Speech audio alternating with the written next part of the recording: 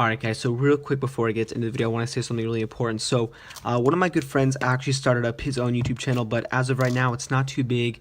And guys, I'm going to be doing a deck giveaway where I give away these two brand new unopened decks, and I'll put a signed card in there as well so you guys can have like a signature and all that. But what I want to do is, it's easy enough for you guys. All you have to do is click the link, go over to his channel and click subscribe, and then comment done back on this channel.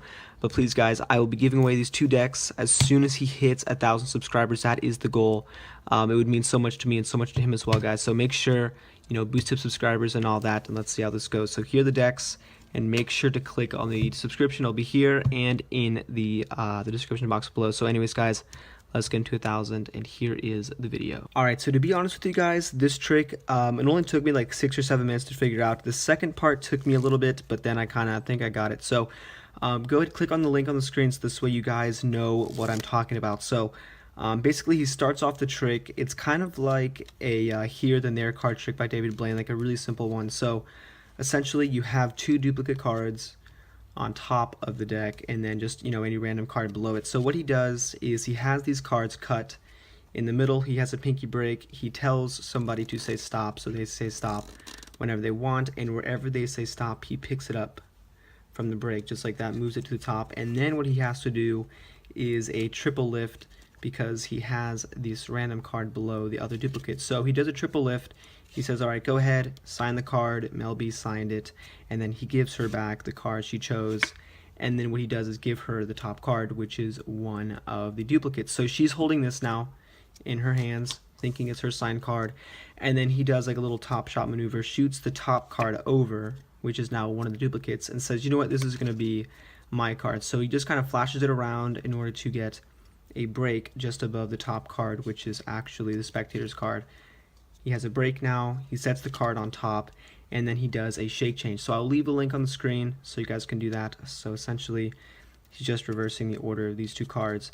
He says, you know what, okay, so look, here's my card, and all he has to do is shake the deck or shake the card around, and then magically this is going to be now the spectator's card. And he says, you know what, if I have your card, go ahead and look at yours. And Mel B flipped hers over and it was his. So they just kind of switch places, and he says, alright, go ahead, take your card as like a souvenir or whatever, and he puts the deck off to the side.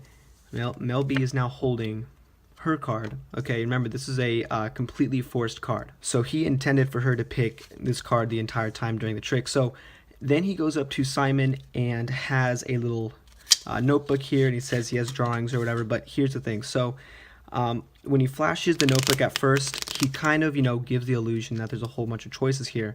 So essentially I assume that it is a Svengali type notebook, so that means that every single, I'll kind of give you guys a brief overview. So essentially the Svengali deck looks like this.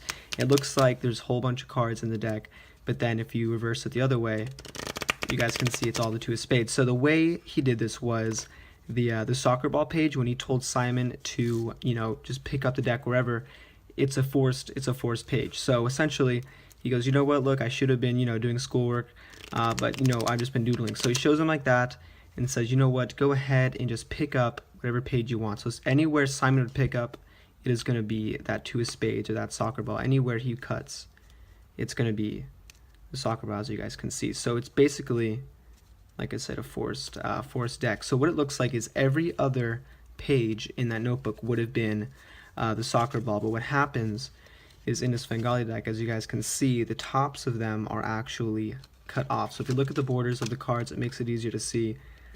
You see how the 2 of spades is cut a little bit on top. There's less white than a regular card. So that's kind of how the trick works, and every other card would have been that soccer ball. So anywhere, like I said. So and he also intended for that card to have the soccer ball inside of it. So it was a forced card all the way from the beginning.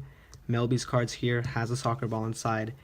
Anywhere that Simon Cowell would have picked up the deck from, it would have been that soccer ball. So that is how he did the trick, guys. I hope you guys like it. If you want to see more videos like this, don't forget to subscribe. And as always, guys, thanks for watching.